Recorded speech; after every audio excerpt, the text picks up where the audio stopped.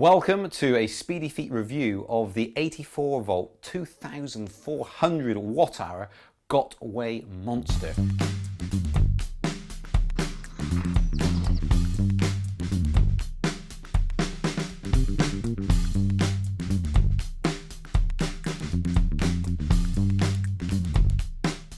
And what a machine this is. This is a slightly different video review, as you may notice, because I'm actually sat in the dining room area doing this review thanks to the stupid virus known as COVID-19, loosely termed.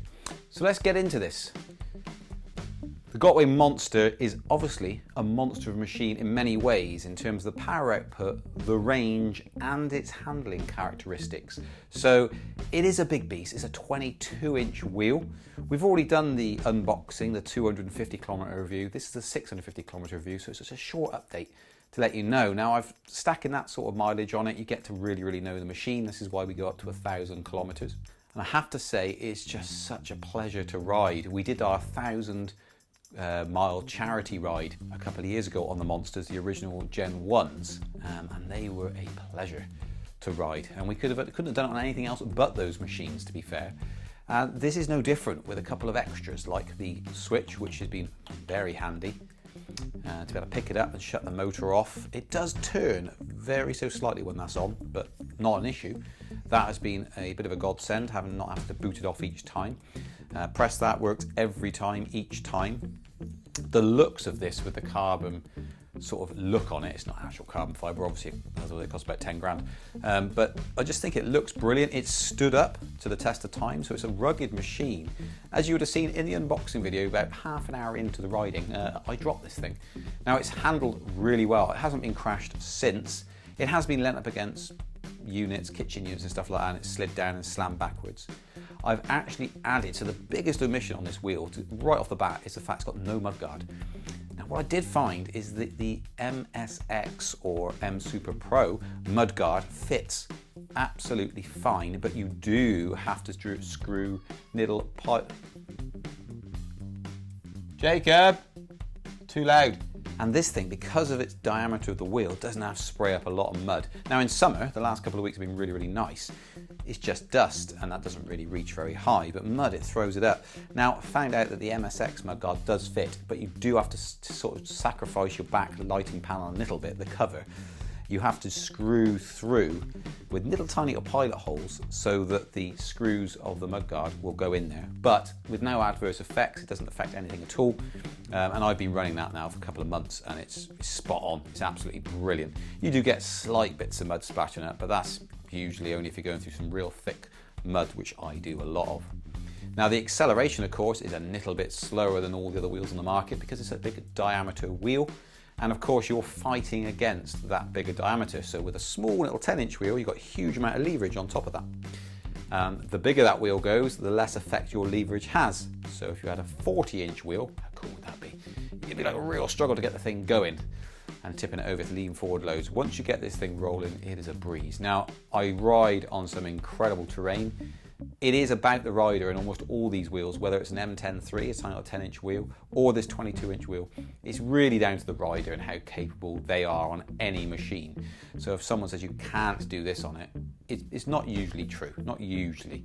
It is down to the rider, but there is a case to be had that it's more difficult to do certain things on other different wheels. And with this, I mean, acceleration, you're not going to win any acceleration competitions, but only in the short term, just as you're setting off, a smaller wheel will whip by you.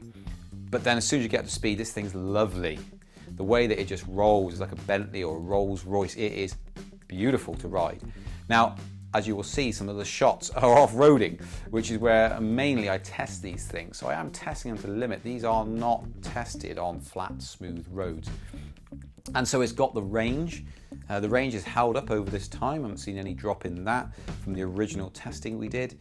The pads on the side have remained the same. They haven't worn down. The foot plates, they haven't worn down. They've still got the grip there. No problem at all.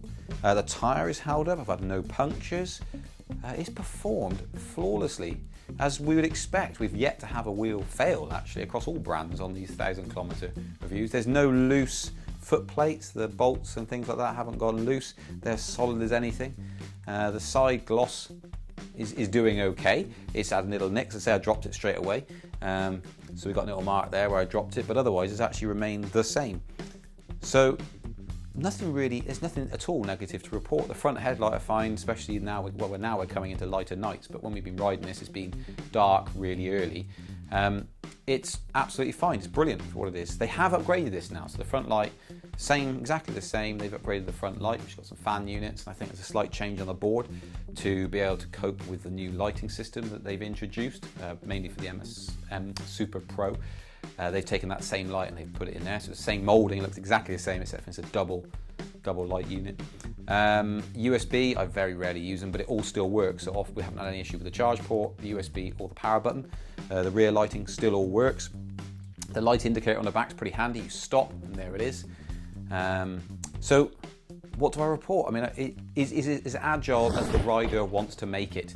Now you do see people saying, oh wow, you can't ride these in short confined areas. Yeah, it's more difficult, but you can. It takes some training to do it. Now, some people comment they see me riding this a lot. Now, partly that's because we need to get the reviews out to do it, but secondly, it does take time to bed in and feel at home on a wheel. Now, if you want to do some extreme riding on it, now it's good to get comfortable with this. You start to get used to it, the way the bounce in the tyre, the way it handles, its weight distribution. Once you get home with that, you can jump this thing over roots, you can go up steep climbs, you can go down drop-offs. It is incredible what this thing can do. It's just a beautiful machine. The thing is, it's just really heavy and really big. So if you're going to be commuting with a wheel, and if you're going to be carrying it and putting it on shelves and up in lockers and things like this, is not going to be the wheel for you. If you're purely going out your front door, jumping on a wheel, or thinking about doing that, going 10 miles to work, spot on. Draw it up alongside your desk, put it back on charge. Probably don't even need to if it's 10 miles a day. You could go 3 or 4 days, no issue without a charge. But it's an incredible piece of kit. No faults whatsoever, hasn't done anything strange, it's performed flawlessly. The shell is solid, it's held up, no issues there at all, no cracks, nothing. It is performed very, very well. So I hope that kind of helps you. I'm trying to think of other things that I could say about this. I mean, it rides really, really well. Is there anything that I would change about this? Now, this isn't specific to this wheel, it's specific to some of the Gotway wheels, is the startup tone they've got, which as far as I know clears the speaker. So that's what I would change, the boop boop beep as it comes on. Yeah, I'd change that definitely. So if you're out in the woods and it's nice and quiet, you turn it on, you ever sit down at a bench and just reflect on life. And then you turn this on, all the birds scatter. So yeah, that's one thing I would definitely change. And the Mudguard, it would be great if they came out with one, wouldn't it? That it came as standard, or there was a bumper that was already moulded in that's ready to take it, rather than screwing into the backlight unit. But it doesn't really matter because I've screwed it into there and I've been riding it in the winter and it's fine. And this MSX one, I'm so glad that it does the job. I was going to try and 3D print something, manufacture something up at spare parts. And I thought, tell you what, before I do that, let's try the MSX one, see if it's got quite enough reach out for the tyre, how much it protrudes, and it has. So that's all good. So that works fine. So check out this Gotway Monster V3 on our site, speedyfeet.co.uk. Check out the Mudguards, speedyfeet.co.uk. Have a search for them, and keep subscribed. Hit the bell notification. Go and like our Twitter account, Facebook page. Follow us on Instagram for behind the scenes, and go to electricpeople.org, which has got a new platform, much more friendly. And go and give them a look and enjoy your riding. Get out there on the trails, really encourage you to do that. Man, oh man, does it blow the cobwebs away, getting on these wheels and heading out. And I absolutely look forward to going out on this wheel. It's such a strong, solid, dependable wheel, and it goes a long old way. So when you want to stay out for a couple of hours, you've got no concerns with this. So I will catch you on the 1,000-kilometer final test video. See you guys. Oh, don't forget to give this video, this very video, a thumbs up, because it's incredibly important, because the algorithm says so. Give it a thumbs up, it really helps a lot.